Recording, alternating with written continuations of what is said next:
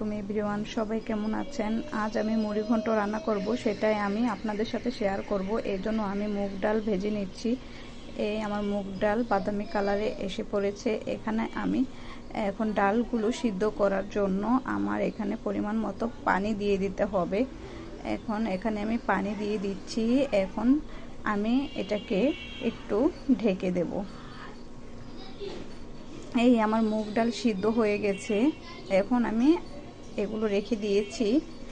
এখন আমি একটা প্যান বসিয়ে দিয়েছি। এখানে আমি তেল দিয়ে দিয়েছি। তেল গরম হলে পরে আমি এখানে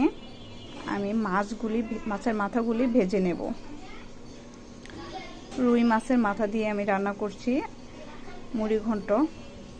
এখন এগুলোকে আমার একটু ভালোভাবে ভেজে নিতে হবে। আমার ভাজা শেষ হয়ে গেছে। এখন আমি গরম তেলে পেঁয়াজ ভেজে নিচ্ছি।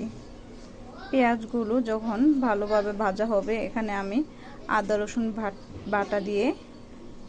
রসুন বাটা সহ এগুলো ভালো করে আবার ভেজে নিলাম।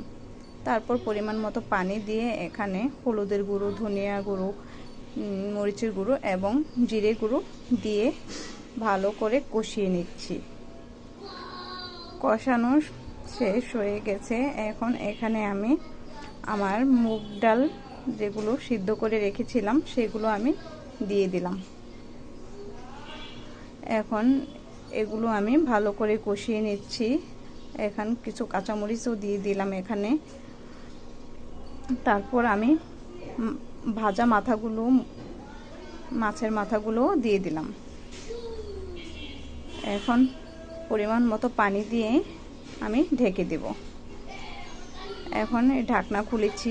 আমার রান্না প্রায় শেষ হয়ে গেছে। এখন আমার এখানে শুধু ধনিয়া পাতা কুচিগুলো দেওয়া বাকি, এগুলোও দিয়ে দিলাম।